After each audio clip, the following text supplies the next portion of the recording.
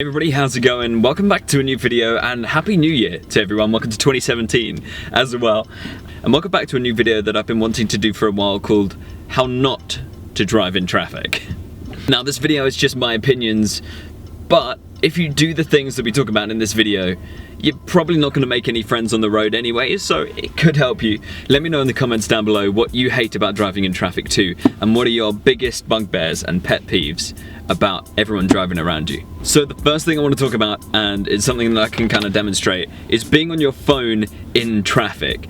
So even if it's stop-start traffic, you're driving around, if you're on your phone looking down whilst driving, it's not gonna end well. It never does. It's not hard and it's not expensive to get one of these. Just like a cheap phone mount, you can slot your phone in, put it on the dashboard, put it on the windscreen, sorry, and use it as like a map or something like that. If you use the phone as a map, then it's actually gonna make it a little bit harder to just text and drive and stuff. So make sure you're using this. Use your hands-free stuff. If you've got a Bluetooth connection, hook that up. Do whatever you have to get your eyes back up. It's the most dangerous thing is having your eyes down, because you look up, there could be a kid in the road, ended up in the back of a car full of kids, your grandma, genuinely anyone, or use a hands-free system. It's easy. So the next thing I want to talk about, and we'll talk about this on the move, is tailgating. So, tailgating is a bit of a controversial subject. Tailgating is far more likely to actually slow people down in front of you than it is make them speed up. A lot of people will brake check you if you get too close to them, and they're not going to make your life a very friendly one if you stop at traffic lights near them as well. It's another interesting fact as well that if you want to overtake, overtaking is actually a lot easier if you're a little bit further back from someone, because if you're right up someone's bumper, you reduce your visibility by a hell of a lot, especially if it's a bigger car, like it's a big people carrier or a big SUV, a truck or something like that. Stay back, yeah, give people a little bit of space. It might actually speed them up a bit and make them respect you more than if you were just riding straight up their ass the whole time. Especially if you're just tailgating a grandma or someone who's got loads of kids in the car, they're transporting like lots of coffees and something like that. You're not going to make them any quicker. They're not going to go faster just because you're right up their backside, because they don't want a speed ticket because of you. You don't want to be that stereotypical Audi driver, even if you're not in an Audi.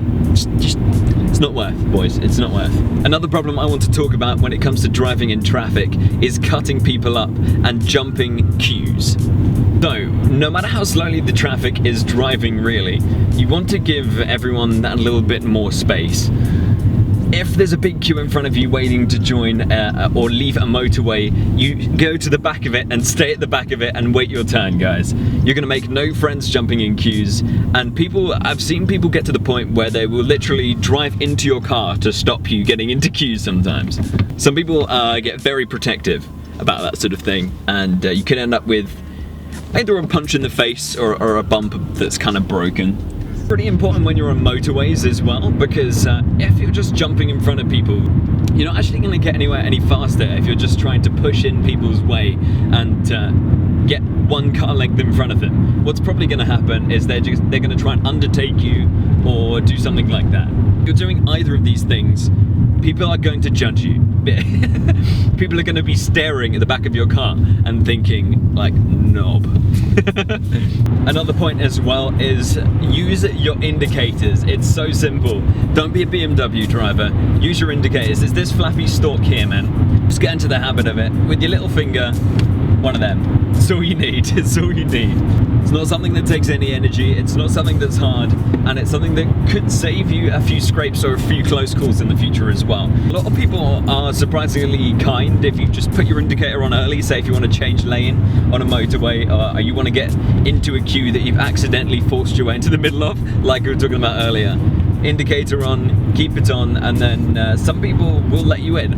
If someone's in front of me and they've been decent, they haven't been a knob to me or something like that, then yeah, I'll just let them in. Don't just immediately put your indicator on and then force your way over as well. Indicator on first, give people a little bit of time if it's sort of quite busy around you, especially on like rush hour motorway stuff.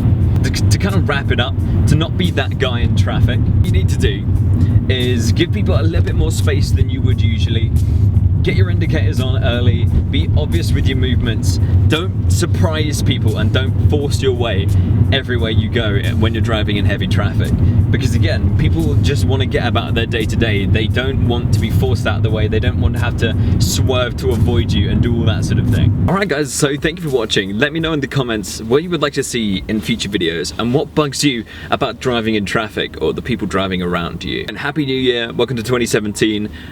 I'm hoping we can make this year awesome. I've got some really cool things lined up, and it's going to be less the how-to stuff now because I've covered sort of most of the stuff I want to cover with that, and it's going to be more towards sort of going to car shows, meets, hopefully going to launch events, even getting to drive a few things on the racetrack and the road as well.